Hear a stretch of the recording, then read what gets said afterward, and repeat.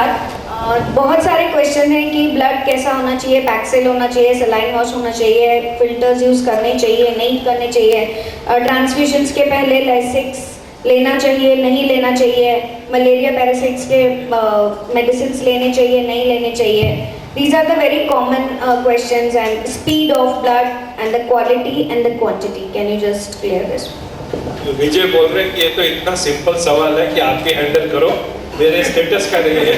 अच्छा ठीक है, हाँ जी, ये सिंपल सवाल है, आप सब इसको बहुत अच्छी तरह जानते हो क्योंकि आप रोज करते हो। सिंपल चीज है, blood should be of the best quality. ऐसे दिन थे जबकि लोग प्रोफेशनल ब्लड यूज करते थे और खुश रहते थे कि हमें हमारा डोनर नहीं लाना पड़ता है, हमें डोनर नहीं ढूंढना पड़ता है, ब्लड खरीद के चढ़ा देते हैं, और वो डेंजरस था। आज की तारीख में ब्लड आपको मिलता है, फर्स्ट क्लास हीमोग्लोबिन होता है, उसका पूरी तरह से टेस्टेड होता है, और मुझे बताया गया है कि अब यहाँ पे ब्लड बैंक में आपको एकदम मोस्ट सेंसिटिव टेक्निक होती है, उस टेक्निक से ब्लड टेस्ट होकर मिलेगा, जिससे कि HIV, हेपेटाइटिस बी और हेपेटाइटिस सी होने का चांस ऑलमोस्ट, मैं जीरो तो नहीं कहूँगा बट ऑलमोस्ट जीरो हो जाता है। तो वो उसको नेक टेस्टेड ब्लड कहते हैं, वो आपको मिलने वाला है या मिल रहा है।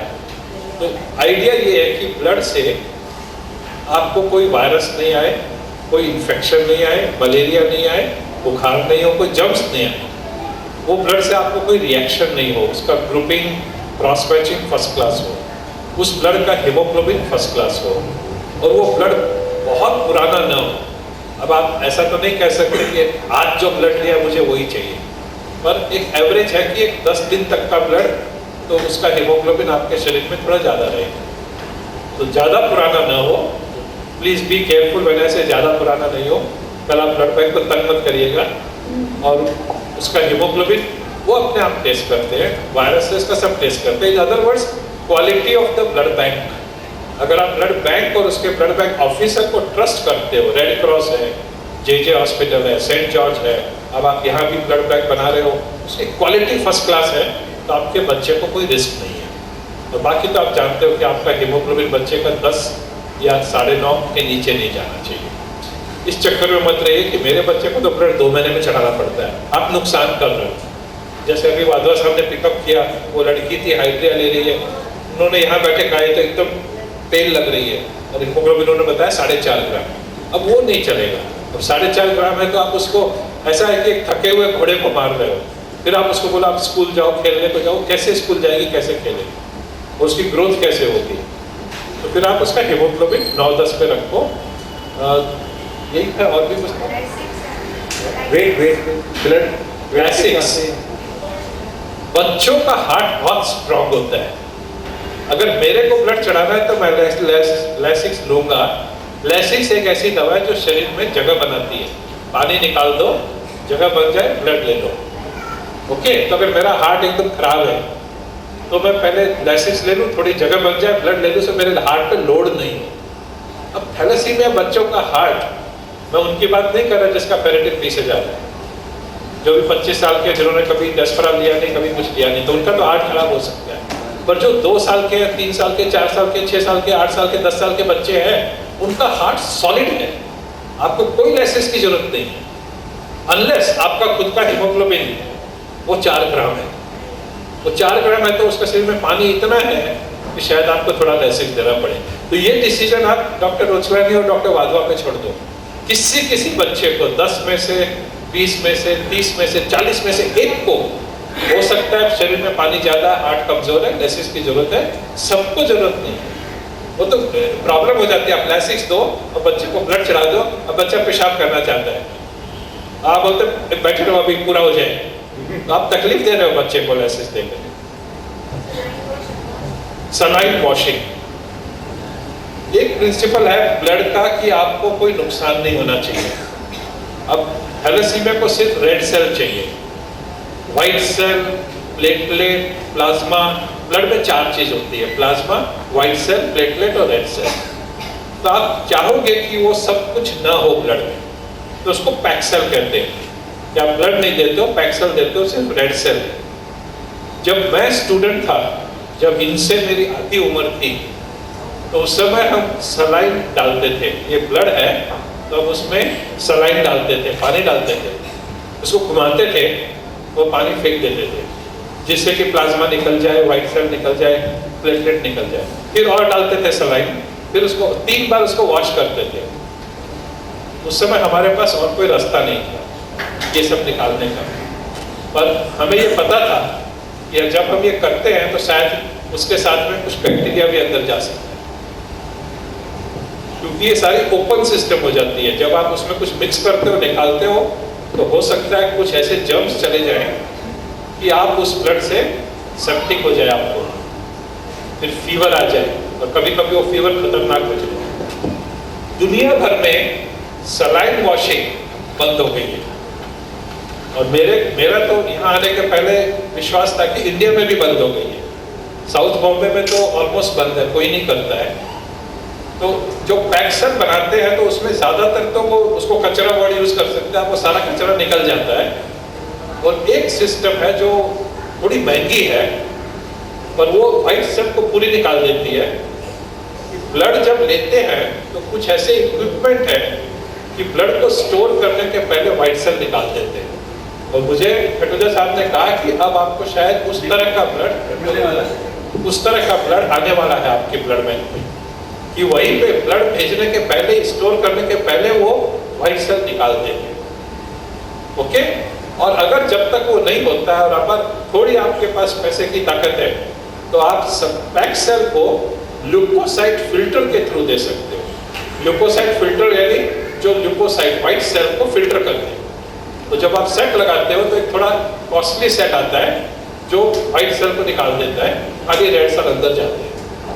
तो आई विल अर्ज कि आप ये ओपन सिस्टम सलाइन वॉशिंग और उसका जो खतरा है उसके चक्कर में मत पड़ो।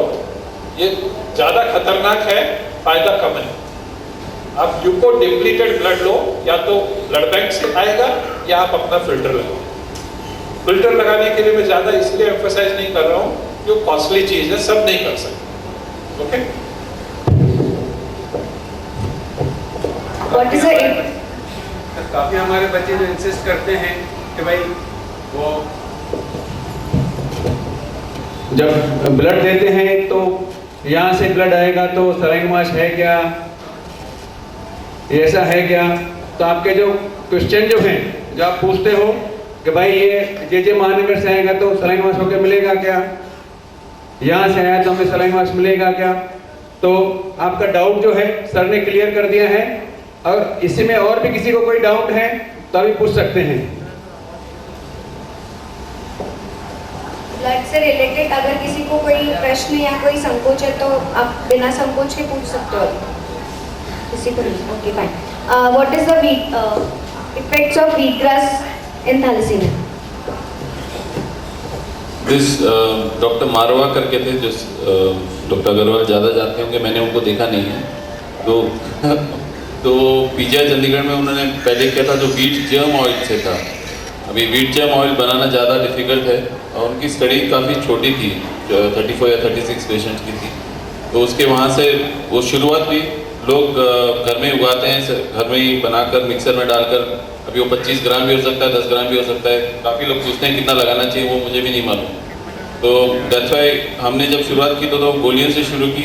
अभी आयुर्वेदा का जो कंसेप्ट है उसमें फॉर्म में काफ़ी डिफरेंस होता है। अगर आप दही खाओ या ताक पियो, वो दोनों सेम चीज़ें नहीं मानी जाती। हम लोग हैं एलोपैथिक, पर हमें कभी हमें एक्सेप्ट नहीं होता। पर ऐसा है कि रात को अगर आप किसी आयुर्वेदिक चालक को जाकर पूछोगे दही खाऊं क्या, तो बोलेगा विष है।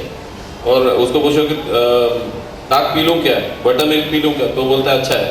तो अभी ये आयुर्वेदा में लिखा हुआ है और मुझे नहीं मालूम उसका साइंटिफिक बेसिस क्या है। पर हमने एक नोटिस किया है कि जो सॉलिड फॉर्म में रहता है व्हीट ग्रास, उसमें हमने रिस्पॉन्स देखा है।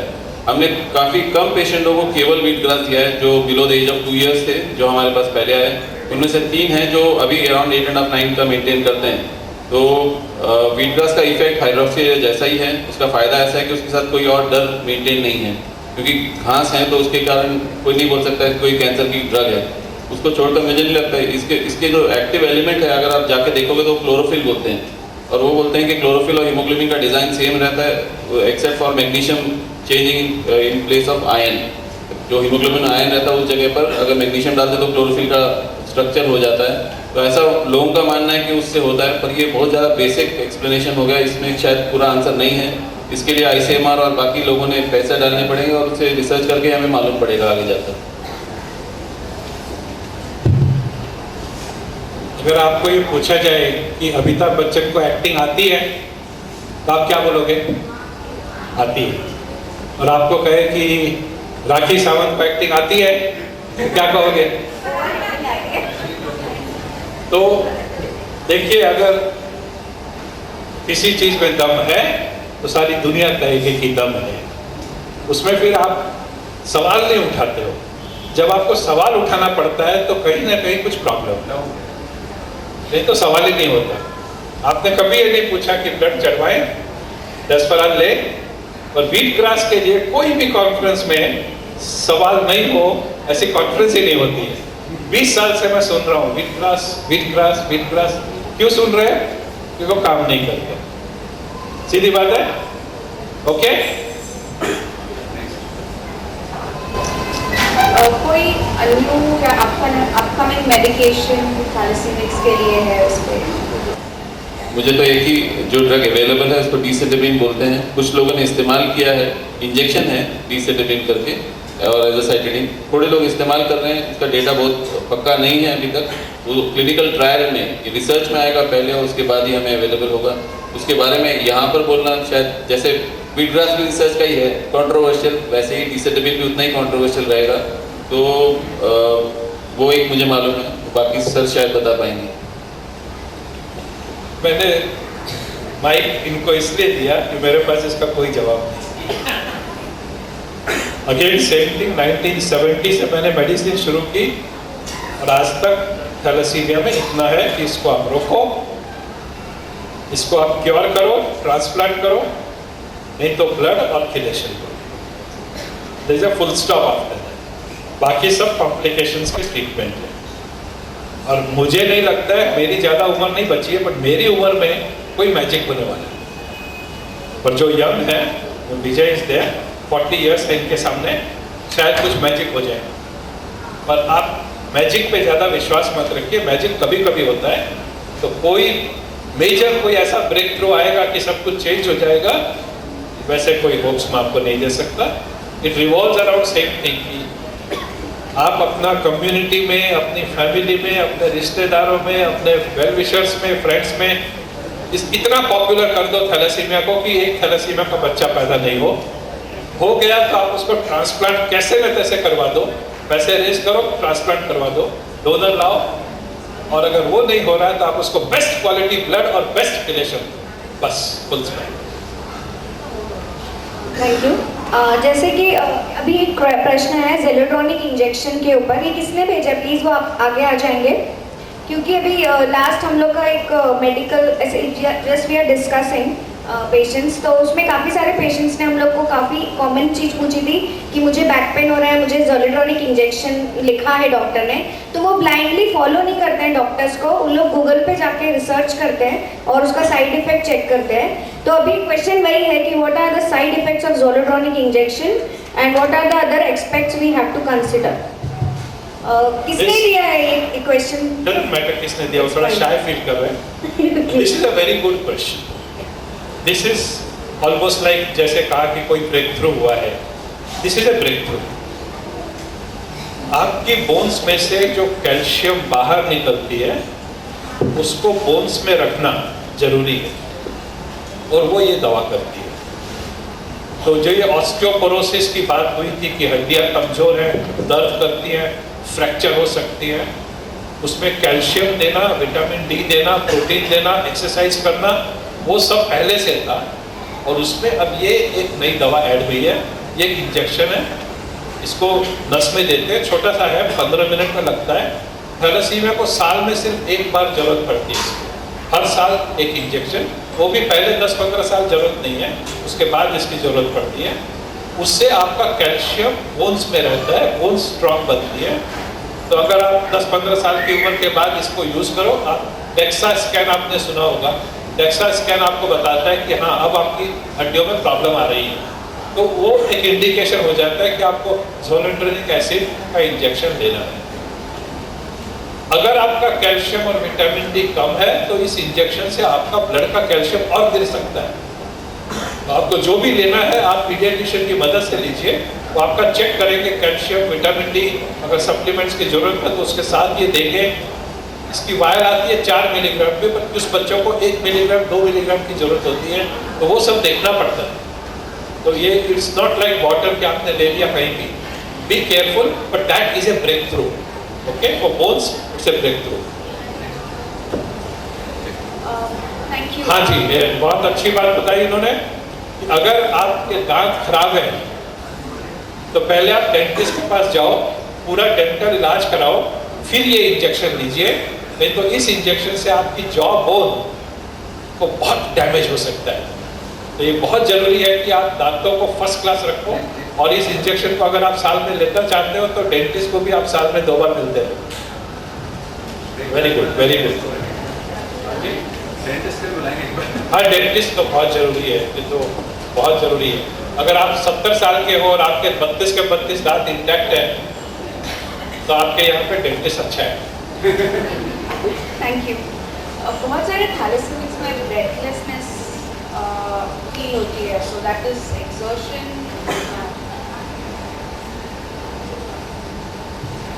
अगर ब्लड लगाने के बावजूद अगर आपको ब्रेथलेसनेस हो रहा है तो फिर आपको जल्दी से आपका फेरेटिन लेवल चेक करा लेना चाहिए, और अगर वो ज़्यादा रहे तो सर ने जैसे बोला MRI T2 स्टार करा सकते हैं। उसमें अगर आपको दिखे कि हार्ट में काफ़ी जमा हो गया है, काफ़ी स्कैन है, मुगा करके स्कैन है, 2D एको करके जो हम नॉर्मली सोनोग्राफी करते हैं वो इतना अच्छा नहीं है। तो अगर आपको ब्रेथलेसनेस काफ़ी हो रहा है तो पहले आप हार्ट का रूल आउट करिए, फिर लंग का रूल आउट करिए। रेयरली लिवर और किडनी के प्रॉब्लम्स को रूल आउट करना जरूरी पड़ सकता है, और जो ऑर्गन इन्वॉल्व है उसको रिवर्स करने के लिए आपको जल्द से जल्द ट्रीटमेंट लेनी पड़ेगी। एक मेरा एक्सपीरियंस है, अब मैं बुढ़ा हूँ तो मेरा थोड़ा एक्सपीरियंस ज़्यादा है। कई लोगों को ये लगता है कि मेरे बच्चे को थैलेसीमिया है, वो भाग नहीं सकता है, वो खेल नहीं सकता है, वो सीढ़ी नहीं चढ़ सकता है, तो उसके लिए पैसा है तो आप कार रखते हो, एस्कॉर्ट रखते हो, सब कुछ ऐसा करते हो कि उसको वो एक फूल के समान है, अगर उसको टच भी किया तो वो मुरझा जाएगा। अब आप ऐसा करोगे तो उसको ब्रेथलेसनेस 24 घंटे रहेगी। तो वो जो पैम्परिंग जिसको हम कहते हैं, जस्ट बी केयरफुल। आप उसको स्टिमुलेट करिए कि भाई हम आपका हीमोग्लोबिन 10 रख रहे हैं, आप भागो, दौड़ो, कुश्ती करो, मस्ती करो, सब कुछ करो, क्रिकेट खेलो, फुटबॉल खेलो। ये बहुत जरूरी है कि आप उसका स्टेमिना पैदा करो। अगर आपने कभी दौड़ी नहीं लगाई तो आप कैसे दौड़ लगाओगे? तो फिर आप ब्रेथलेस ही रहोगे। फिर अगर स्कूल में टीचर बोलता है 4 माले जाओ, तो फिर आप सर्टिफिकेट के लिए आते हैं, विजय भाई सर्टिफिकेट देना, मेरे बच्चे को थैलेसीमिया है, वो 4 माला नहीं चढ़ सकता है। तो वैसा कुछ नहीं है, आप हीमोग्लोबिन रखो अच्छा, आप वो 4 ग्राम वाला हीमोग्लोबिन है तो आप बच्चे को दोष नहीं दे सकते। और आप हीमोग्लोबिन 9 के ऊपर रखो, 10 के ऊपर रखो, और बहुत जरूरी है कि प्यार से बच्चे को समझाओ कि आपको कुछ नहीं है, आप सब कुछ करो जो एक नॉर्मल बच्चा करता है, physical activity. That is first part, and then yes of course अगर आपको जेन्युइन ब्रेथलेसनेस है तो हार्ट कैसा है, लंग कैसा है, आयन कैसा है, वो सारी चीजें इंपॉर्टेंट है, which happens after 10-15 years of age. वो 2, 4, 5 साल वाले बच्चे को नहीं होने वाली। Okay. The next question is, what is update on Parokin, the new chelator? जैसा मैंने कहा, breakthroughs occur, some are at the research level। अब उसकी सेफ्टी और उसकी ताकत, उसका असर जब प्रूव हो जाए कि वो कम से कम एग्जिस्टिंग आयन चेलेटर के जैसा है तो मार्केट में आ जाएगा। रिसर्च इज रिसर्च, आप पेशेंस रखनी है। एक मॉलिक्यूल को आने में 15 साल लग जाते हैं, एक दिन में नहीं आता है। देखना पड़ता है कि वो पहले, उसको हम लोग कल्चर कहते हैं, उसमें काम करता है, फिर वो गिनी पिग माउस में काम करता है, फिर वो ह्यूमन बीइंग में काम करता है, फिर ह्यूमन बीइंग में कुछ फेज 1, फेज 2, फेज 3 स्टडीज होती हैं। ये सब देखना पड़ता है कि उसकी कौन सी डोज है जो काम करती है और प्रॉब्लम नहीं करती है। ये बहुत जरूरी है कि प्रॉब्लम नहीं करती है। उसके साइड इफेक्ट ऐसे नहीं है कि जो अभी 3 चेलेटर है उससे ज़्यादा खराब है। इस सब में समय लगता है। 700 आयन चेलेटर के ऊपर ट्रायल हो चुकी है पिछले 50 साल में, 700, और सिर्फ 3 आपके पास है। तो आप सोच सकते हो कि 697 फेल हो गए। तो मैं ये नहीं कहूँगा कि ये फेल हो जाएगा, that's another hope, but it is still not in the market, so wait and watch. Thank you, sir. Acidity is a very common problem in the patients. Whenever they are taking calipers and Asunara, they just give you one excuse कि मुझे कैल्पर खाने से acidity होता है, या असुनरा खाने के बाद भी काफ़ी लोगों को एसिडिटी फील होते हैं। तो लाइक उसके लिए क्या करना चाहिए, उसका तुरंत इलाज क्या है, या what is the right method? इसके लिए शायद पीडियाट्रिशियन ही ज़्यादा अच्छा आंसर दे देंगे। एसिडिटी हम तो यही कहते हैं कि आप जाओ इनके पास या इनके पास। एसिडिटी के लिए तो एंटासिड ओरल भी है, गोली भी है, हाँ सिरप भी ले सकते हैं, गोलियां भी ले सकते हैं। नॉर्मल तो यही रीज़न है, और तो ड्रग इंड्यूस डोज एडजस्ट करना है, डोज थोड़ा कम करना पड़ता है। तो मिर्ची, मसाला, चटनी, पिकल्स कम कर दो, थोड़ा ब्लैंड डाइट खाओ अगर एसिडिटी होती है तो। तब भी अगर एसिडिटी होती है तो दवा को ब्लेम कर सकते हो। और एक बात मैं असुंदरा के बारे में और असुंदरा टाइप की मेडिसिन के बारे में कहूँगा, डॉक्टर लोग इंसिस्ट करते हैं कि इसको खाली पेट लो, इसको इस पर्टिकुलर चीज़ में मिलाओ और सारा एक टाइम में पी जाओ। ये बुक्स में है तो डॉक्टर कहते हैं, प्रैक्टिस में ये डिफिकल्ट है। आपको ये पसंद नहीं है, या आप लो और स्कूल जाने के पहले पहले वो सारा बाहर निकल जाता है, उल्टी हो जाती है। अब जबकि असुंदरा 5-6 साल से है, मेरी साइंटिफिक डेटा है कि अगर आप पूरी डोज एक बार में नहीं ले सकते हो, आप उसको 2 बार में ले लो, आधी सुबह आधी शाम। अगर आप सुबह नहीं ले सकते हो, आप दोपहर में ले लो, शाम को ले लो, रात को ले लो, कोई जरूरी नहीं है कि आप सुबह लो। अगर आप खाली पेट नहीं ले सकते, आप भरे पेट ले लो, आप कुछ भी खाने के साथ ले लो। अगर आप A, B, C में नहीं ले सकते, आप तो D, C, E में मिक्स कर लो। आपको अनार का जूस पसंद है, आप उसमें ले लो, आपको एप्पल जूस पसंद है उसमें ले लो, आपको जिस चीज़ का जूस पसंद है वो ले लो, मिल्क में ले लो, पानी में ले लो। तो अब वो सब जो इनिशियल बात थी वो इतनी इंपॉर्टेंट नहीं है, कैसे भी ले लो, लेना इज बेटर देन नॉट लेना। अगर आप नहीं ले रहे हो या उल्टी कर रहे हो या आधी ले रहे हो, दैट इज मोर डेंजरस। कैसे कैसे आपको लेना है, जिस तरह से बच्चे को पसंद है। और ये सब अब ये पब्लिश डेटा है ताइवान से, चाइना से, कि ये काम करती है। अगर आप अलग कोई जूस में लो, दिन में 2 बार लो, आधी आधी लो, खाने के बाद लो, खाने के साथ तो काम करती है। तो don't worry, take it, acidity भाग जाएगी। बेस्ट क्या होगा, एक बार में या what is the best? Best is a relative term. जब मैं शादी करना चाहता था तो बेस्ट लड़की ढूंढ रहा था, तो मुझे बेस्ट मिल गई। वो दूसरा कोई कह सकता है बेस्ट नहीं है। तो best is a very relative term. I again want to emphasise कि जो बुक में लिखा है, खाली पेट, पूरा साथ में पानी, एप्पल, ऑरेंज जूस, बस उसके आगे फुल स्टॉप आ जाता है, दैट्स लिटिल थियोरेटिकल। अब जबकि डेटा है कि आप इसको 2 बार ले सकते हो, स्प्लिट कर सकते हो, कोई भी जूस में ले सकते हो, खाने के बाद ले सकते हो, तो फिर बेस्ट वाली कोई बात नहीं बची। ओके, आप ये देखिए कि आपका बच्चा इसको किस ढंग से फुल डोज ले पाता है। 40 mg पर kg तक हम जाते हैं। अगर उसकी डोज 20 mg हो जाएगी इस चक्कर में कि वो उल्टी कर रहा है या ले ही नहीं रहा है, तो that is more dangerous than taking it with food after food and split fashion. Thank you, sir. What is the importance of vitamin C and zinc in a thalassemia? Vitamin C. Well I can think of zinc because ion जब निकलता है चिलेटर से तब zinc भी कम होने लगता है। Usually बच्चों में ये मैनिफेस्ट होता है, लूज मोशन होने लगता है उनको काफ़ी। तो जैसे नॉर्मल लूज मोशन में पीडियाट्रिशियन लोग देते हैं, जिंक को वेट करके देते हैं, तो वैसे उसको ऐड किया जा सकता है। तो हर चिलेशन में याद रखिए कि चिलेटर को मालूम नहीं रहता है कि वो केवल आयन को निकल रहा है, उसके साथ बाकी चीज़ों को भी वो कम करता है। विटामिन सी एज सच, हाँ, तो ये बहुत से ऐसे ट्रेस मेटल्स होते हैं जो बॉडी के लिए इम्पोर्टेंट है, तो जिंक उसमें एक आता है। कैल्फर के साथ कभी कभी जिंक कम हो जाता है, तो मोस्ट पॉपुलर यूज जिंक का होता है कैल्फर के साथ में।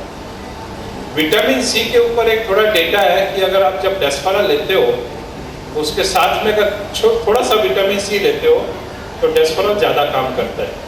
अब ये जरूरी है क्योंकि कॉस्टली दवा है, साइड इफेक्ट भी उसकी कितनी आप डोज लो उसके हिसाब से है, तो डेस्फेराल ज़्यादा काम करे वी प्रेफर दैट। अगर आप विटामिन सी लो और डेस्फेराल नहीं लो तो वो नुकसान करता है। अगर आप डेस्फेराल रात में लो और सुबह अगर विटामिन सी लो तो वो नुकसान करता है। तो आप डेस्फेराल लगा लो, उसके बाद बच्चे को थोड़ा विटामिन सी का थोड़ा सा डोज, आप 500 mg नहीं दे सकते, थोड़ा सा डोज 50 mg 100 mg दे दो तो it works, it helps Desferal in be more effective. बस बाकी की दवाओं के साथ, असुंदरा के साथ, कैल्फर के साथ विटामिन सी का कोई रोल नहीं है। उसी तरह जिंक विद कैल्फर, बाकी उसका कोई रोल नहीं है। हाँ, अगर पीडियाट्रिशियन को लगे कि बच्चे का जिंक कम है, कुछ स्किन में पैचेज है, ये है वो है, तो वो लोग जिंक देते हैं सादे बच्चे को, आपके भी बच्चे को। कुछ बच्चों को टीबी डिटेक्ट हुआ है, तो जो टीबी का जो ट्रीटमेंट होता है उसके बीच में आपने चिलेटर लेने हैं या नहीं, और उसके बाद अगर डॉक्टर स्टॉप करवाया भी है तो उसमें आगे क्वेश्चन है कि बाद में फिर कब चालू कर सकते हैं? नंबर 1, स्टॉप करने की जरूरत ही नहीं, तो फिर ये सवाल ही नहीं उठता है कि वापस कब शुरू करें। टीबी का ट्रीटमेंट तो चलेगा 6 महीने कम से कम, हो सकता है 9 महीने, 1 साल। बोन टीबी है, ब्रेन टीबी है तो 1.5 साल भी ट्रीटमेंट चलता है।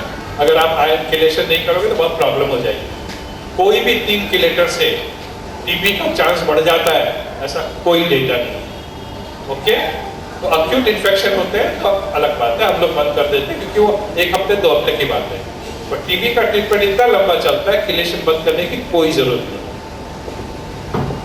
लीवर के एंजाइम्स मॉनिटर करना काफ़ी ज़रूरी है क्योंकि टीबी के ट्रीटमेंट से उसमें फर्क पड़ सकता है।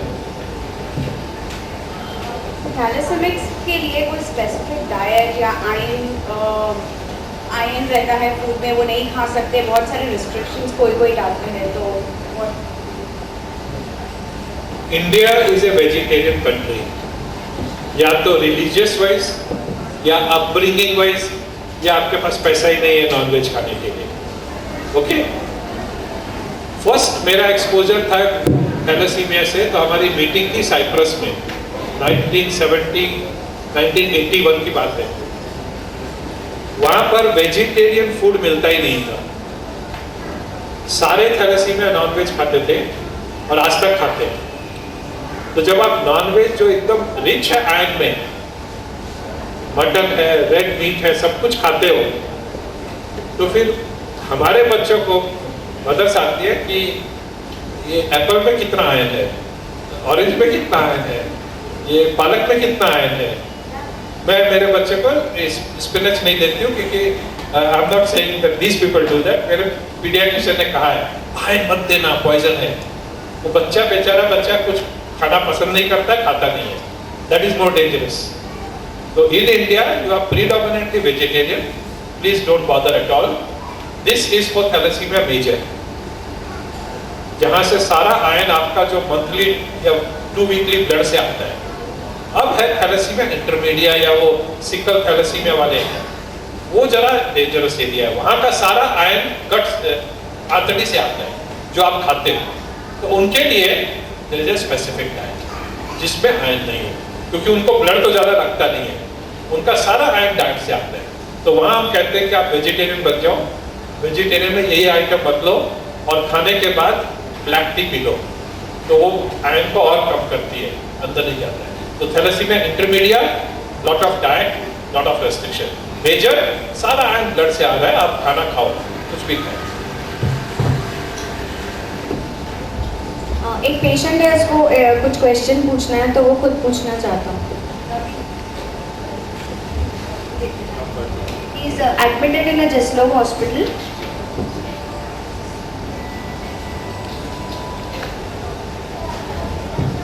सर मेरा wait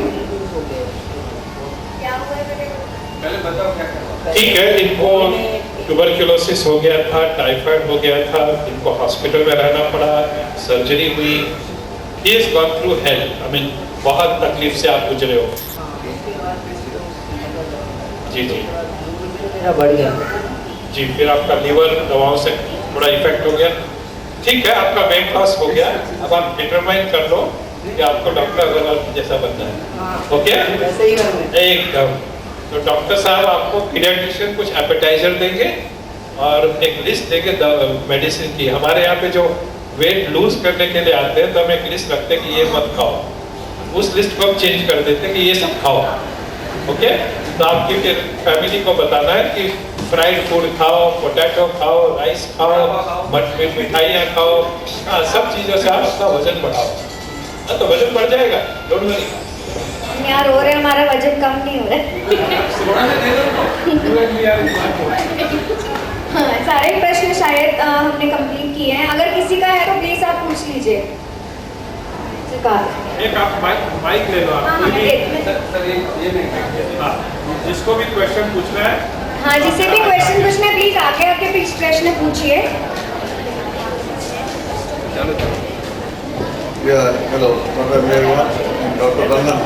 See, you have talked about कि थैलेसीमिया में आप कितने सालों से तो उतना आगे नहीं बढ़ रहा साइंस, या कितना बढ़ रहा है मेजर की है कि हमें उसे रोकना है। तो हम लोग वो ट्राई कर रहे हैं, थैलेसीमिया सोसाइटी पुणे और various thalassaemia societies are trying, but in international conference in Delhi we had about something on gene therapy. If you can throw some light on that, it would be good.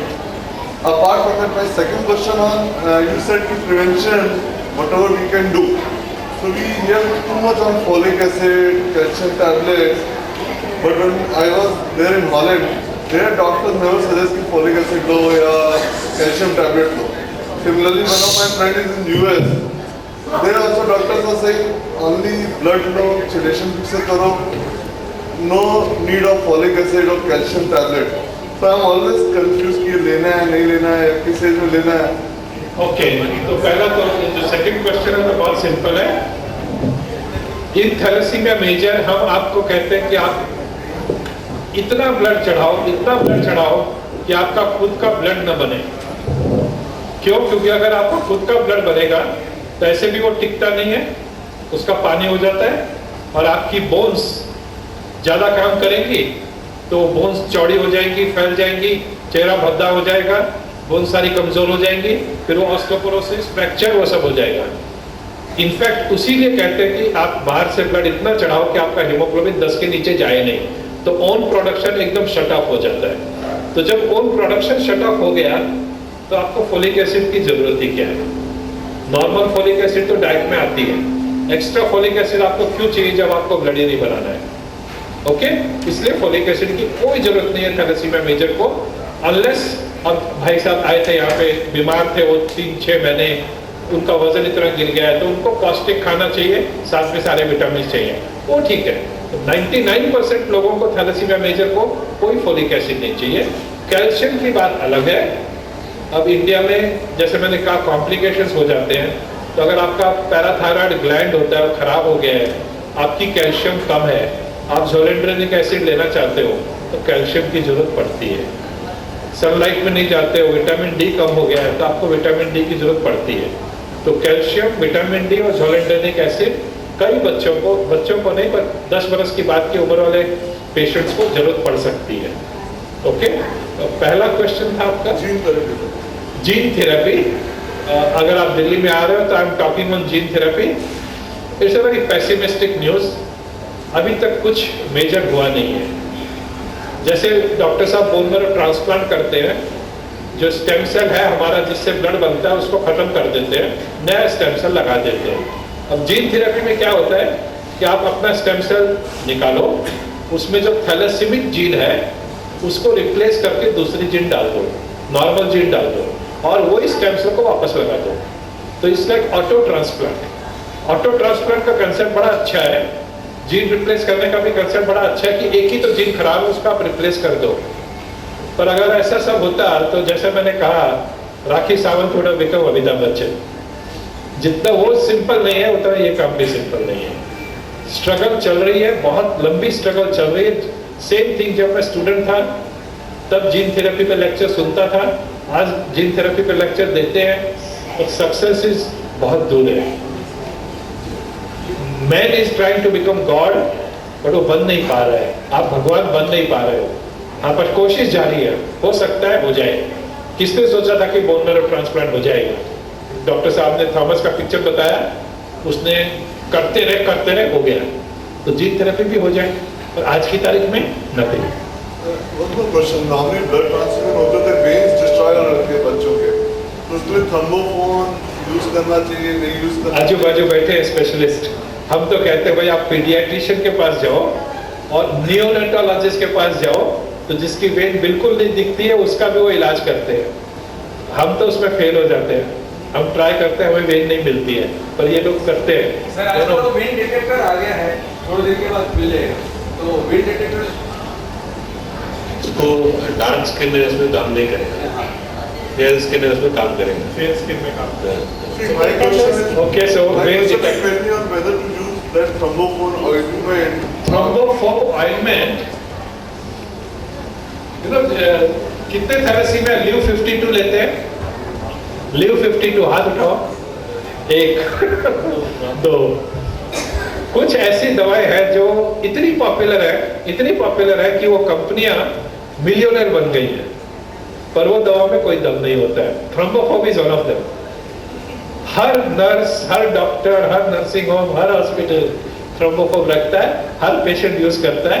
हमारे पास ऐसे patient हैं जिनकी when एकदम infected हो गई है और उनको हम अगर कुछ एंटीबायोटिक दो तो नहीं, मैंने थ्रोम्बोफोब लगाया है, मेरे को और कुछ नहीं चाहिए। It does nothing, almost it does nothing. Thank you. It is the same in the case of the thalassemia intermediate that platelets decrease before the WBC if we are counting hydroxyurea. देखिए थैल intermediate और थैल major ultimately एक spectrum का भाग है, यानी जिसको black and grey बोल सकते हैं, वैसा है। तो अल्टीमेटली थैल इंटरमीडिएट में जो थैल मेजर में जो होता है वो थैल इंटरमीडिएट में भी होता है। ऐसा किसी ने मैथमेटिकल यानी हमारे कोई एनिमल एक्सपेरिमेंट ने प्रूव नहीं किया है कि प्लेटलेट इसमें पहले कम होते हैं या WBC उसमें कम होते हैं, तो दोनों के दोनों वैसे ही नियम है यूजुअली, इसलिए हम बोलते हैं सबको कंप्लीट हीमोग्राम करने के लिए, ताकि हमें मालूम पड़े कि कौन सा वाला पहले कम हो रहा है। तो ऐसा कोई रूल नहीं है। इनफैक्ट जो व्हाइट सेल होते हैं उसकी लाइफ शॉर्ट होती है, प्लेटलेट की लाइफ थोड़ी ज़्यादा होती है। तो जब दवाओं के कुछ प्रॉब्लम होते हैं तो व्हाइट सेल पहले गिर जाते हैं। तो अगर आप हाइड्रिया पे आपके WBC 1000 हो गए तो that's a more risky thing. Platelet अगर लाख के अगर 50,000 हो गए तो इतनी रिस्की चीज़ नहीं है। कोई बच्चे लोग में WBC काउंट बहुत हाई होता है तो उसका और प्लेटलेट्स लो, तो WBC हाई ज़्यादा कंसर्निंग है सबको, तो क्या करना चाहिए in some of the cases? Okay, in some cases the WBC count is high. जो हमारी मशीन्स होती हैं जो WBC काउंट करती हैं वो एक्चुअली WBC काउंट नहीं होती है, वो उस सेल को काउंट करती है जिसके अंदर न्यूक्लियस होता है। और कई बच्चों की जिनकी स्प्लीन निकल गई है या इंटरमीडिया है या ब्लड कम लेते हैं, तो उनके ब्लड में रेड सेल का एक अर्ली फॉर्म होता है जिसको हम लोग नॉर्मोब्लास्ट कहते हैं, वो ब्लड में आ जाते हैं और वो व्हाइट सेल में काउंट होते हैं। तो अगर आपके बच्चे की काउंट 50,000 आती है तो अगर माइक्रोस्कोप के अंदर देखें तो शायद व्हाइट सेल खाली 5,000 ही हो, बाकी सारे वो रेड सेल के नॉर्मोब्लास्ट होते हैं। तो इसलिए हम लोग एक करेक्टेड WBC काउंट की बात करते हैं। अगर सचमुच में व्हाइट सेल ज्यादा है तो फिर शायद कोई इन्फेक्शन हो रहा है बॉडी में। फीवर नहीं है, व्हाइट सेल ज्यादा है, तो नॉन इन्फेक्शन कारण का हम ये सोचते हैं नॉर्मोब्लास्ट है क्या है। और अगर फीवर है और व्हाइट सेल ज्यादा है तो फिर इन्फेक्शन है, इट्स एन इमरजेंसी, फिर आप पीडियाट्रिशियन को कांटेक्ट करिए। नॉर्मल रेंज WBC की क्या होती है जनरली? 5,000 से 11,000 या 4,000 से 11,000। यहाँ बहुत सारे बच्चे लोग हैं जो डिस्पेंसरी में ब्लड देते हैं एंड वहाँ प्रॉपर डॉक्टर्स या नर्सेस नहीं होती है, लाइक यू नो, तो how safe is that? Because Ulhasnagar में काफ़ी लोग ऐसे कर रहे हैं। राहुल गांधी आजकल पूरी इंडिया में घूम रहे हैं और उनको कई तरह के सवाल पूछे जाते हैं कि ये बेस्ट है, ये बेस्ट है, ये बेस्ट है। और एक उनका जवाब मुझे बहुत पसंद आया कि बेस्ट तो है पर उसके लिए पैसा कहाँ है। तो इस सवाल का जवाब थोड़ा पॉलिटिकल है। आपको ब्लड नर्सिंग होम में देना चाहिए, हॉस्पिटल में देना चाहिए, नर्स होनी चाहिए, डॉक्टर होने चाहिए, वाधवा साहब होने चाहिए, रोचलानी मैडम होनी चाहिए, यस। That is best. पर अब वो बेस्ट अफोर्डेबल होना चाहिए और अवेलेबल होना चाहिए। तो मेरे ख्याल से अपने अपने सिचुएशन में आप थोड़ा संभल के चलिए। किसी ने कहा कि अगर ब्लड रिएक्शन हो गया और पेशेंट को कुछ हो गया तो डॉक्टर को कोर्ट में ले जाओ। वो क्यों हुआ? वो इसलिए हुआ कि ब्लड ऐसी जगह पर लिया गया जहाँ पे ये सब अवेलेबल नहीं था। और उस जगह पे आपने ब्लड क्यों लिया? क्योंकि वहाँ आपको फ्री हो रहा था, खर्चा नहीं हो रहा था। तो ये सारी बातें आप भूल जाते हो जब आप कहते हो कि सब कुछ होना चाहिए। होना तो चाहिए, हमेशा प्लेन से घूमना चाहिए, ट्रेन में क्यों बैठना चाहिए, साइकिल पे क्यों बैठना चाहिए। तो ideal is yes, you should have facility for what we call resuscitation. Blood transfusion ऐसी चीज है कि अगर कोई ऐसा रिएक्शन हो गया जैसे 1 मिनट में आपका हार्ट बंद पड़ गया तो आपके पास टाइम नहीं है कि आप हॉस्पिटल पहुंच सको। ये बात करेक्ट है? करेक्ट है। पर अब उसका प्रैक्टिकल सोल्यूशन क्या है? आई विल स्टॉप देयर, क्योंकि जो आइडियल चीज है वो हर बार अवेलेबल नहीं होती है। पर जहां तक हो सके जब आप खर्चा करते हो तो आप इस पर खर्चा करिए कि मिनिमम फैसिलिटी अवेलेबल है। ट्रेन नर्स है जो फर्स्ट एड कर सकती है, जान बचा सकती है, या कोई जूनियर डॉक्टर अवेलेबल है जो जान बचा सकता है। हम इसलिए कहते हैं कि छोटी छोटी जगहों पर ब्लड लेना, रात को ब्लड लेना, संडे को ब्लड लेना थोड़ा खतरनाक ज़्यादा है, क्योंकि फिर मिनिमम फैसिलिटी जीरो फैसिलिटी हो जाती है। तो अगर आप दिन में लो, ऑथराइज सेंटर में लो, जहाँ कम से कम एक डॉक्टर एक नर्स है, तो सेफ्टी बढ़ जाती है। और वन थिंग इज देयर कि सेफ्टी तो होनी चाहिए। आप ये नहीं चाहोगे कि आपके बच्चे को ब्लड चढ़ाने से कोई ऐसी चीज हो गई जो नहीं होनी चाहिए थी। तो ब्लड तो बहुत खतरनाक चीज है, ये तो बात है। It's not like taking vitamin pill. तो इस बात का जवाब मुश्किल भी है, साइंटिफिक है कि every facility should be there. Practical अब आप देखिए कितना आप अपने सेंटर में कर सकते हो। कभी कभी किसी बच्चे लोग को ब्लड ट्रांसफ्यूजन देने के बाद स्वेलिंग होती है फेस या हैंड्स, आइज के यहाँ पफीनेस वगैरह, तो उसका व्हाट इज द रीजन कि सर ने पहले ही बताया था कि हार्ट अगर अच्छा हो तो ये सब नहीं होता है। तो आपको पहले यानी इसके लिए पहले लैसिक्स करके जो इंजेक्शन वो ले सकते हैं। और उसी के साथ अगर खुजली हो रही है तो एलर्जिक रिएक्शन भी हो सकती है, उसके बारे में ध्यान रखना चाहिए। फिर एविल नाम का इंजेक्शन आप ले सकते हैं। और ये सब अगर रिपीटेडली हो रहा है तो प्लीज़ अपना पेरेटिन और हार्ट चेक करवा लीजिए। 2600 2500 ही रहता है। हाँ, और हर टाइम मैं चेकअप करवाता हूँ। तो इनका सवाल है कि इनके वाइट सेल 2600 है। I think you need to consult, उसका कारण ढूंढना पड़ेगा। You need to find out कारण क्या है, क्योंकि that is not good. 2600 is not. अगर वाटर आपके शरीर में हार्ट में ज़्यादा है तो प्लेटलेट नहीं की रिक्वायरमेंट नहीं है। थैलेसीमिया में प्लेटलेट की ज़रूरत ऑलमोस्ट नेग्लिजिबल है। जब ये ट्रांसप्लांट करते हैं तो प्लेटलेट देते हैं, क्योंकि आपने स्टेम सेल खत्म किया है और नया स्टेम सेल अभी काम नहीं कर रहा है। तो 10, 15, 20 दिन प्लेटलेट देते हैं। रूटीन लाइफ में थैलेसीमिया को प्लेटलेट कम होना एक बहुत रेयर चीज़ है। आप उसको कारण ढूंढिए। उसको डेंगू हो गया है, मलेरिया हो गया है, या कुछ उसकी स्प्लीन बहुत बढ़ गई है, या कोई दवा का रिएक्शन हो गया है। ऐसे ही प्लेटलेट कम नहीं होते हैं थैलेसीमिया के। और पानी बढ़ गया, उसका इलाज प्लेटलेट नहीं है, उसका इलाज लैसिक्स है। Hello everyone. सर मेरा ये क्वेश्चन है कि जो थैलेसीमिया को स्किन प्रॉब्लम होती है, स्पॉट्स वगैरह, उसका बना सोल्यूशन क्या है? ये actually again right and left paediatrician बैठे हैं मेरे सामने। It's nothing to do with thalassaemia, it's a common thing and paediatricians and dermatologist handle it. If you want to answer just now you can answer just now. Allergy to blood whatever you given. और दूसरा common जो हमारे यहाँ mosquito bytes बहुत common है, हम लोग उसको रैश बोलते हैं। तो एक एक्सपोज पार्ट में बहुत कॉमन है। The commonest thing is the skin dryness that occurs। आप किसी भी स्ट्रेस में से जा रहे हो, आपका बच्चा अगर नॉर्मल भी रहे और स्ट्रेस में जा रहा है तो स्किन थोड़ी ड्राई होने लगती है। और हमारे देश में एक स्वभाव है, हम लाइफ बॉय काफ़ी इस्तेमाल करते हैं, लाइफ बॉय और डेटॉल। तो ये सब आप साबुन अगर फेस को लगाएंगे तो स्किन काफ़ी ड्राई हो जाती है। अल्टीमेटली फंगस है ये, तो आपको अवॉइड अगर करना है तो आपको फेस को निविया वगैरह लगाना चाहिए। और साबुन सोप कम से कम अपने फेस को इस्तेमाल करिए। समर में कर सकते हैं, पर अदरवाइज 9 months ऑफ ईयर आपको करने की कोई ज़रूरत नहीं है कि केवल पानी का इस्तेमाल करें तो अपने आप वो कम हो जाएगा। ओके, सो ये एलर्जी हो सकती है, फंगल इन्फेक्शंस हो सकते हैं। बेस्ट इज पीडियाट्रिशियन डर्मेटोलॉजिस्ट को आप कांटेक्ट करिए। ओके, मेरा आयरन है 6000 कुछ समथिंग, टैबलेट ले रही हूँ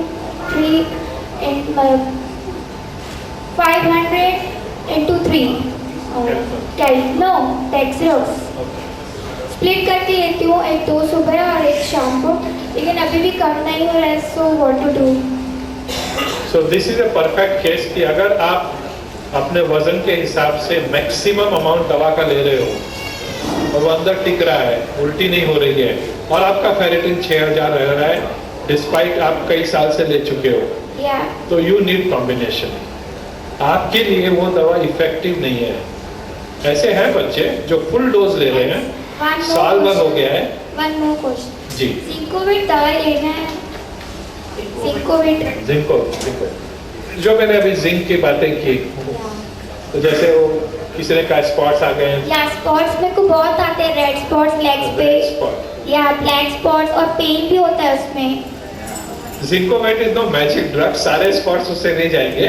आई थिंक नो इट्स मतलब एनर्जी फॉर अस और not, it's not energy for heart. मैं नहीं आपको बेकार में कहूँगा कि सबको जिंक जिंक जिंक जिंक लेना चाहिए।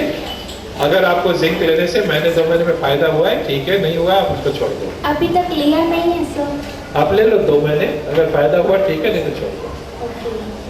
Thank you. बाय। होप सारे लोगों के प्रश्नों के जवाब आप सबको मिल गए होंगे।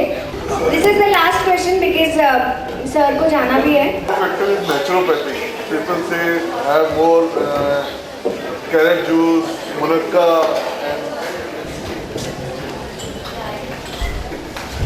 None of us are a specialist in naturopathy. हम लोग बस इतना कहते हैं कि healthy diet, healthy habits, exercises सब कुछ इम्पोर्टेंट है। You need exposure to sunlight, you need exercises, healthy food यानी फ्रूट्स है, वेजिटेबल्स है, मिल्क है, ये सब लेना चाहिए। ऑयल, बटर, घी, स्वीट कम रखिए, इंडोर लाइफ मत रखिए, सीडेंट्री लाइफ मत रखिए। हमारा नेचुरोपैथी का कंसेप्ट वो है। तो अगर आप एक्सरसाइज करते हो, सनलाइट में जाते हो, हेल्दी फूड खाते हो, full stop. But our knowledge is poor. I asked everybody, they don't want to answer this. So we are not natural therapy specialist. I'm sure आप अरेंज करोगे एक सेशन, नहीं आप उनको बुलाइए, ये पैरेलल चीजें हैं जो इम्पोर्टेंट है। I'm talking to one guy who is like I am specialist and he is doing lots of such things in naturopathy. नहीं, जरूर आप उनको बुला के सेशन करिए, but we are not specialist. हमारी नॉलेज आपकी नॉलेज जैसी है इस ब्रांच में। So he suggested कि अगर आपका बच्चा he is playing before 7, before sunrise is there, we can play outside for 1 hour, 2 hours, doing deep breathing, having munakka, 4-5 munakka, and then carrot juice every day. Then his hemoglobin will automatically It's come a up. science by itself. Sorry, last part is dangerous. कि ये सब करने से haemoglobin बढ़ जाएगा, that is dangerous because ये क्या है, जब कहते हैं ना कि अनीमिया है, तो usually we are talking about कि आयरन कम है, विटामिन कम है, तो ये सब चीज़ों से आपको विटामिन और आयरन मिलता है। पर यहाँ थैलेसीमिया में जीन नहीं है, तो आप जीन को पैदा नहीं कर सकते खाना पीना करके, तो ये सब्जेक्ट ही अलग है। जीन थेरेपी चाहिए या स्टेम सेल चाहिए या फिर ब्लड चाहिए। My intent was maybe to understand कि कहीं science wise नहीं, आई थिंक देयर सो जो I am not a specialist, but I will not accept this कि आप सनराइज के पहले जाओ मुरब्बा खाओ तो आपका हीमोग्लोबिन बढ़ जाएगा थैलेसीमिया मेजर में, नहीं होगा। Mouth ulcer is a very common problem in thalassemics. So what is the Mouth ulcer is a common problem even in without thalassemia. So it's not due to thalassemia. It's a tough problem. We always then remember Rita and Dr. Vadua. बहुत difficult चीज़ है, बार बार वो आते रहते हैं। Vitamin कम हो आप vitamin दे दो, fungal infection आप उसको ठीक कर दो, पर जब उसका कारण हम लोग कहते हैं ऑटो इम्यून एफ्थस अल्सर्स होते हैं कि आपकी इम्यून सिस्टम आपको डैमेज करती है माउथ में, तो बहुत टफ प्रॉब्लम है। तो they are specialist, they handle this. थोड़े वायरसेस कभी ट्रांसफर होते हैं ब्लड के through, they can cause multiple ulcers.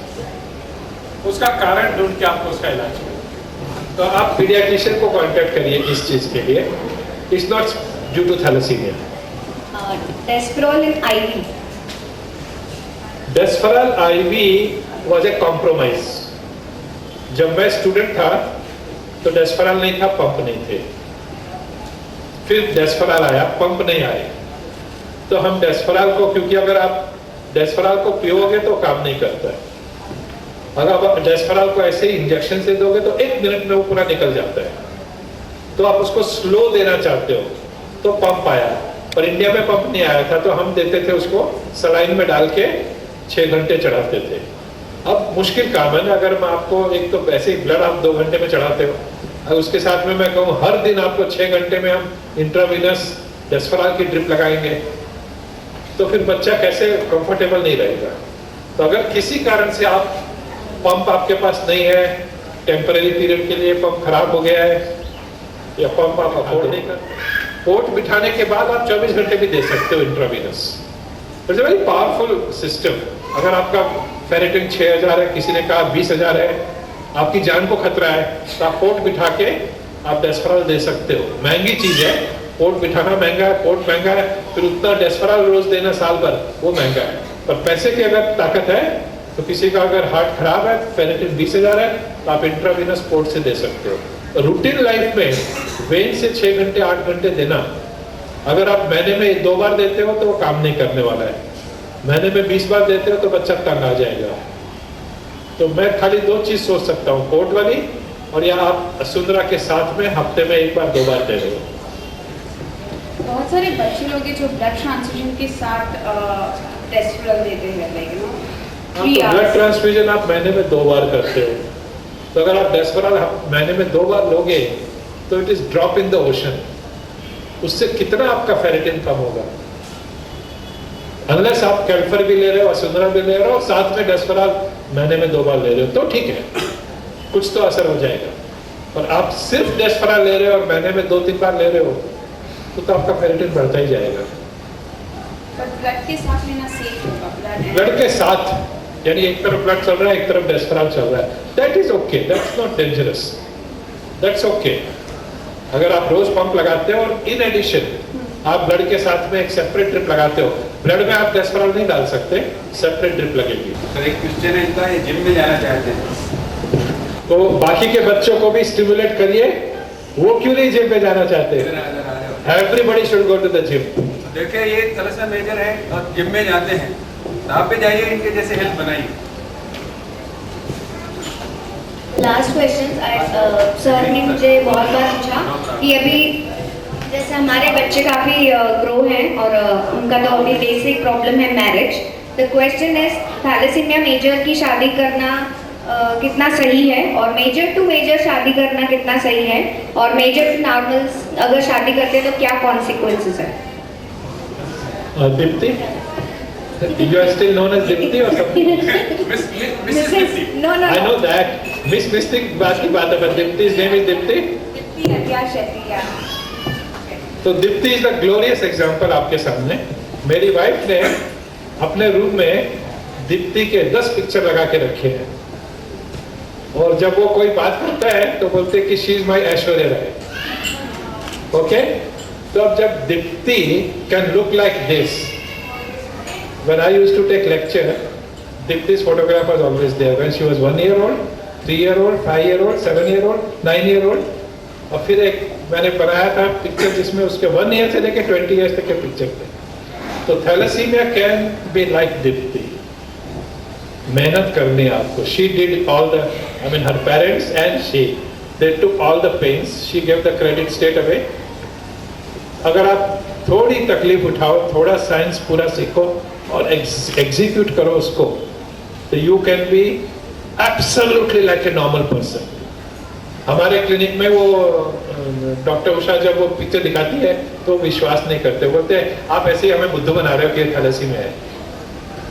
She said she is thalassaemia, she is married and everything. Anyway, marriage क्यों नहीं, व्हाई नॉट? तो ये सवाल नहीं उठता है कि कैन दे मैरी, मैं ask you why not, why can't they marry? और आजकल तो बहुत अच्छा है, 99% लव मैरिज होती है, खाली पेरेंट्स को अपना दिमाग चेंज करना है और कुछ नहीं है। तो आप ये जो स्टिग्मा रखते हो कि outside caste, outside society, outside community marriage नहीं होनी है, लव मैरिज नहीं होनी है, वो सब अपने दिमाग में से निकाल दो। वो भाग जाएगी बच्ची, तो वो भाग जाएगी और शादी करके उसकी जगह से तो आप ही करवा दो उसकी। सो इट्स वेरी गुड, आपको ना तो कुछ करना है, ना दहेज करना है, ना एडवर्टीजमेंट देना है, ना कुछ करना है। आप स्टिमुलेट करो कि भाई आप लव मैरिज कर लो, and that is the best answer. Love में तो ये कोई देखता नहीं है कि आप काले हो कि मोटे हो कि पतले हो, लव हो गया तो हो गया। तो फिर थैलेसीमिया मेजर है कि माइनर है, फिर तो कोई बात ही नहीं होती। हाँ, कह रहे thalassaemia major, marry thalassaemia major, why not? क्या प्रॉब्लम है उसमें? दोनों की अंडरस्टैंडिंग इतनी अच्छी होगी अपनी बीमारी के बारे में। खाली इतना है कि फिर आप, हाँ, आपका खुद का बच्चा नहीं कर सकते क्योंकि 100% वो मेजर होंगे। I think somewhere I read कि आपके पास वो सवाल भी था। अगर एक थैलेसीमिया मेजर की थैलेसीमिया मेजर से शादी होती है तो बच्चे को 100% मेजर होगा, पर कोई जरूरी थोड़ी है कि आप अपना ही बच्चा लो। Adoption is there, 100 other methods are there. कई बार लोग कहते हैं कि शादी के बारे में डिस्कस करते हैं और मैं सब पॉजिटिव कहता हूँ, तो बच्चे का क्या? अच्छा, शादी और बच्चे का क्या कनेक्शन है? शादी होती है पहले आपके पर्सनल लाइफ के लिए, बच्चा की बात अलग है। कोई जरूरी थोड़ी है कि आपको बच्चा होना है इसलिए शादी करनी है। आपको विश्वास नहीं होगा, मैं एक काउंसलिंग सेशन में था यूके में, वो सिकल सेल जिसने कहा, उनके पास सिकल सेल की बहुत बड़ी प्रॉब्लम, सिकल सेल की काउंसलिंग हो रही थी। तो उनके क्वेश्चंस कैसे होते थे मालूम है? कि आपको कितने बच्चे हैं? 5। नेक्स्ट, अब आपकी शादी कब होने वाली है? I want to take it back, क्योंकि उस तरह की काउंसलिंग इंडिया में नहीं चलती है। अगर बच्चा है तो शादी हो चुकी है। तो यहाँ पे जो लिंक आप करते हो शादी की और बच्चे की, I think we are in 2014। शादी अपनी जगह, बच्चे अलग अपनी जगह। कई लोग कहते हैं कि अब ये इसकी शादी कर दी हमने, 18 साल की है, वैसे ठीक है, कर दी, ठीक है। अब वो अभी तक उसकी एजुकेशन पूरी नहीं है, आप 5-10 साल आप बच्चे का मत सोचना। तो मदर इन लॉज का चेहरा ऐसे हो जाता है, 5-10 साल बच्चे का नहीं सोचना तो शादी क्यों की? तो इससे बाहर निकलना पड़ेगा। So thalassemia major can marry thalassaemia major, बच्चे की प्रॉब्लम अलग है। ओके सर, यहाँ पे उल्लासनगर में ही इसी हाल में हमने थैलेसीमिया मेजर बच्चों की एक मीटिंग बुलाई थी, ग्रोन अप चिल्ड्रंस की, जहाँ पे पेरेंट्स को एंट्री नहीं थी, डॉक्टर्स को एंट्री नहीं थी, तो मुझे भी एंट्री नहीं मिली। तो वहाँ पे उनका डिस्कशन था, भाई मैरिज वाज वन सब्जेक्ट, और उनके कॉमन क्वेश्चन, भाई मुझे ये प्रॉब्लम होता है तो मैं क्या करता हूँ, और उनके आपस में जो काफ़ी उनके क्वेश्चन हुए, उसमें वहाँ पे उसी दिन YTA बना, यूथ थैलेसीमिक अलायंस, फरवरी 14 को यहाँ पे हमने मीटिंग की थी, और उसी दिन, और ये उल्लासनगर में बना। अब ये तो इंटरनेशनल उनका फोरम हो गया अभी, यूथ थैलेसीमिक अलायंस। तो वहाँ पे इनका एक हमने ये रखा था बैलेट, भाई would you go for marriage? तो मेजॉरिटी ऑफ बच्चों ने कहा हाँ, I would go for this marriage. पर किससे? तो वो भी हमने रखा था, whether you would like to marry normal, minor और मेजर। तो मेजर के लिए भी काफ़ी एग्री हुए, और उस कॉन्फ्रेंस के बाद में, उस मीटिंग के बाद में करीब 10 मैरिज इन बिटवीन थैलेसीमिक्स हो चुकी है। और अभी जतिन यहीं पे एग्जाम्पल है, एक अहमदाबाद और वो आई नहीं है कोमल और चंडीगढ़ रामानी की, तो वो चंडीगढ़ का तो पहले ही था हमारे कॉन्फ्रेंस के पहले। अब रिसेंट, अभी नियर फ्यूचर में, और 2 पाइपलाइन में हैं, 2 मैरिज रिसेंटली, 4 अपडेट कर दिया उन्होंने, 4 मैरिजेस इन बिटवीन थैलेसीमिक्स होने वाली हैं। तो हमारे बच्चे काफ़ी अभी, जैसे सर ने कहा कि thalassaemia major can live normal life, आपको क्वालिटी ब्लड लेना है, चिलेशन लेना है, नॉर्मली इग्नोर नहीं करना है। आप जिम में भी जाइए, सब करिए, नॉर्मल रहिए, और खुद सोचिए कि मैं नॉर्मल हूँ। थैलेसीमिया मेजर सोच के एब्सोल्युटली, आई मीन परेशान मत होइए। किसी ने कहा था आपको सिर्फ एक कंपनी चाहिए जिसके पास एक फ्रेंड नहीं है, एक कलीग नहीं है, एक स्पाउस नहीं है, उसकी लाइफ आप देखो। और जिसके पास बस सिर्फ एक, या तो वाइफ और हस्बैंड है या एक फ्रेंड है, उसकी लाइफ देखो। आपको भीड़ नहीं चाहिए। भीड़ में तो आप ठीक है, आप 1 घंटा, 2 घंटा, 4 घंटा निकाल सकते हो, So you need one companion, and who can be a better companion than your partner, your marriage partner? तो अगर थैलेसीमिया मेजर इतने लकी हैं कि उनकी शादी हो रही है, तो उसके बीच में आना, you should be put behind the bars. Yeah, yes sir. All possible because of you and your efforts. Because ये आपने सही कहा कि जेन्युइनली जैसे दीप्ति और हमने फॉलो किए हैं जो आपने ट्रीटमेंट दिए हैं, तो बार बार जो सर प्रिस्क्राइब करते हैं तो एटलीस्ट आप प्लीज ब्लाइंडली फॉलो कीजिए, तभी आप लोगों की भी शादी होगी। मैं सीरियसली बोल रही हूँ, अगर आप फॉलो नहीं कर रहे हो तो फिर इट्स योर लॉस। जैसे कि सर ने बोला ट्रांसफ्यूजन भी जरूरी है, चिलेटर भी जरूरी है, जो भी बोलते हैं सारा जरूरी है। सो नाउ इस प्रोग्राम को अंत में हम सबका स्वागत करेंगे। सो जैसे कि सर ने बताया, youth thalassemic alliance YTA, it's a memory of my sister, I lost her, but और बच्चे लॉस नहीं हो, इसीलिए ये सपना लेते हुए हम सब आगे आए हैं। सो इस फोरम का सिर्फ यही महत्व है कि जो ही सारे बच्चे मेजर हैं जिनके प्रॉब्लम्स हैं, जो कि मैंने सर को इतनी बड़ी लिस्ट भेजी थी और सर ने सारे प्रश्नों का जवाब बहुत अच्छे से दिया। Thank you from bottom of my heart, thanks a lot. Because and presently I am doing counseling also in psychology, so hope ये जो आपने मैरिज की बात बोली, ये भी उसी का ही एक हिस्सा हो गया कि आपने जिस तरह से सबको मोटिवेट किया, थैंक्स फॉर दैट। एंड हम YTA की तरफ से एक टोकन ऑफ लव सर को देना चाहेंगे। चलो बच्चे पीछे सब।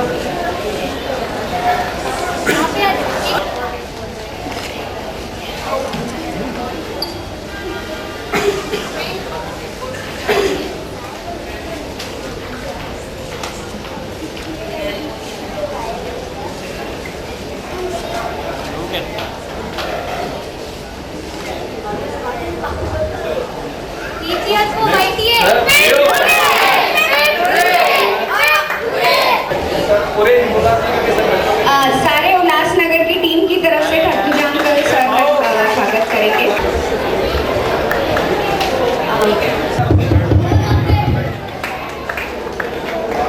Thank you.